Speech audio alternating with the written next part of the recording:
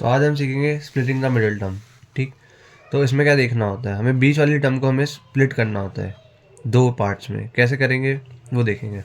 हमें फर्स्ट और last term को हमें मल्टीप्लाई करना है। फर्स्ट हमारी टर्म क्या है एक्स स्क्वायर और लास्ट टर्म क्या है हमारी -8। इसके साथ कुछ नहीं है तो इसके साथ 1 होगा, तो 1 8 होता है और माइनस प्लस माइनस, तो -8 x²। ठीक है, उसके बाद अब -8 किस किस के टेबल में आता है ये देखो। 1 8 होता है तो 1 8। अब हमें -8 चाहिए तो माइनस इसके साथ रख दो एक बार और एक बार इसके साथ रख दो। ठीक है, और क्या हो सकता है, दूसरा केस क्या होगा, 2 4 8 होता है। ठीक है, माइनस इसके साथ रख दो, -8 आ जाएगा। 2 4 8 होता है, -4 के साथ रख दो इस बार। ठीक है, फिर हमें इन दोनों का ऐसे प्लस माइनस करना है कि हमारा आंसर क्या आना चाहिए, -2 आना चाहिए, -2 आना चाहिए। ठीक है, तो इसको करके देख लेंगे। -1 + 8 कितना होता है, 7 होता है। तो प्लस का 7, -2 तो नहीं आ रहा तो इसको नहीं लेंगे। ठीक है, फिर इसको करके देख लेंगे। 1 - 8 कितना होता है, -7। ये भी -2 नहीं आ रहा तो इसको भी नहीं लेंगे। फिर हम इन दोनों को देखेंगे। -2 + 4 कितना होता है, 2 होता है। ये तो प्लस का 2 आ रहा है तो इसको भी नहीं लेंगे। फिर लिखेंगे 2 - 4, ये कितना आ रहा है हमारा, ये भी हमारा कितना आ रहा है, -2। तो इसको लिखेंगे हम। ठीक है, तो हमारा क्या था, टर्म क्या थी, x² -2x -8। ठीक है, ठीक, तो इसके बीच वाली टर्म को हम इसमें तोड़ेंगे, इसमें स्प्लिट कर देंगे। +2x -4x, और जैसा का जैसा था वैसे ही लिख देंगे।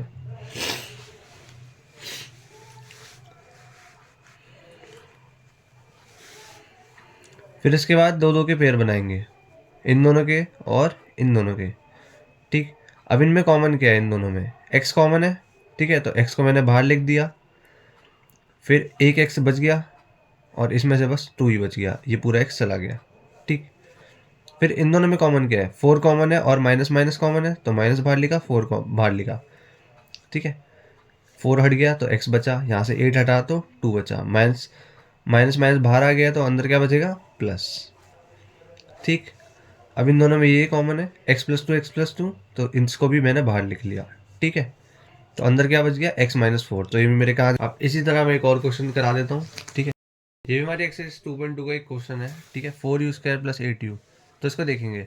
अब देखो इसमें x² के साथ जो टर्म होती है उसको देखा जाता है, और क्या देखा जाता है, जो एक कांस्टेंट टर्म होती है। कांस्टेंट टर्म नहीं है यहाँ पे तो वो क्या होगी, 0 होगी। वो क्या होगी हमारी, 0। ठीक है, तो ये हमारी फर्स्ट टर्म है और ये हमारी लास्ट टर्म है, ये हमारी बीच की टर्म है। जो हमारी x के साथ लिखी होती है हमारी बीच की टर्म होती है। जैसे एक ax² + bx + c हमारी इक्वेशन होती है।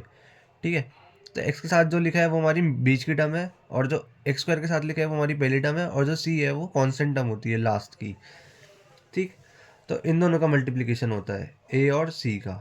ठीक है, और बीच वाली टर्म को तोड़ा जाता है। तो यहाँ पे क्या है, 4u² + 8u + 0 = 0। ठीक है, तो पहली और लास्ट टर्म क्या है, 4 × 0 कितना आ जाएगा, 0। 0u², है ना।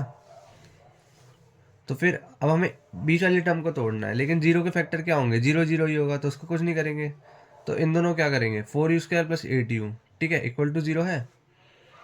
अब यू कॉमन है, उसको बाहर लिखा। 4 और 8 में क्या कॉमन है, 4 कॉमन है। ठीक है, तो 4 यहाँ से हट गया, एक यू यहाँ से हट गया, तो u बचा, और यहाँ से क्या हट गया, 2 बचा। ठीक, और u तो पूरा पूरा हट गया है। ठीक है, तो इसको ऐसे तोड़ना है, ये नहीं कि हम 0 के फैक्टर निकाल रहे हैं फिर उसको कर रहे हैं, नहीं।